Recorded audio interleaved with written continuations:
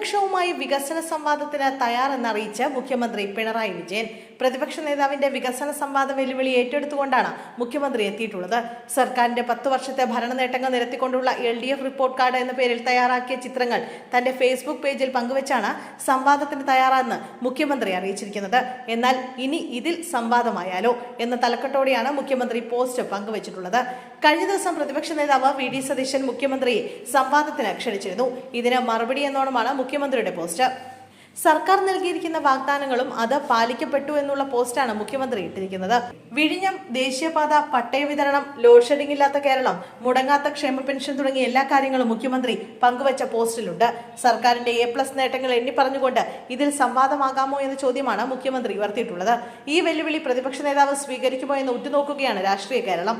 ഉമ്മൻചാണ്ടി സർക്കാരിന്റെ കാലത്ത് നിർമ്മിച്ച വീടുകളുടെ അത്രയും പോലും 10 കൊല്ലം കൊണ്ട് LDF സർക്കാർ പണിതിട്ടില്ല എന്നാണ് പ്രതിപക്ഷ നേതാവ് ഇന്നലെ അവകാശപ്പെട്ടത്. വിവിധ വകുപ്പുകൾ വഴി നടപ്പിലാക്കിയ ഈ പദ്ധതികളുടെ കൃത്യമായ കണക്കുകൾ LDF മന്ത്രിമാർ തന്നെ നിയമസഭയിൽ നൽകിയ മറുപടികളിലുണ്ട്. വികസന കാര്യങ്ങളിൽ മുഖ്യമന്ത്രി പിണറായി വിജയനുമായി ഏത് വേദിയിലും തുറന്ന സംവാദത്തിന് താൻ തയ്യാറാണെന്നായിരുന്നു ഇന്നലെ VD സതീശൻ വെല്ലുവിളിച്ചത്. പിന്നാലെയാണ് മുഖ്യമന്ത്രി സംവാദത്തിന് തയ്യാറെന്നറിയിച്ച് രംഗത്തെത്തിയത്. മുഖ്യമന്ത്രിയുടെ ഫേസ്ബുക്ക് പോസ്റ്റ് വന്നതിന് പിന്നാലെ ഭരണ പ്രതിപക്ഷങ്ങളുടെ സംവാദം ഉണ്ടാകുമോ എന്ന ആകാംക്ഷയിലാണ് കേരളം. അതേസമയം ഫേസ്ബുക്ക് പോസ്റ്റിലൂടെ സംവാദത്തിന് ക്ഷണിച്ചാൽ പോരാ, സമയവും തീയതിയും തീരുമാനിക്കണമെന്നും പ്രതിപക്ഷ നേതാവ് അവിടെ എത്തുമെന്നാണ് അദ്ദേഹത്തിന്റെ ഓഫീസ് അറിയിച്ചിരിക്കുന്നത്.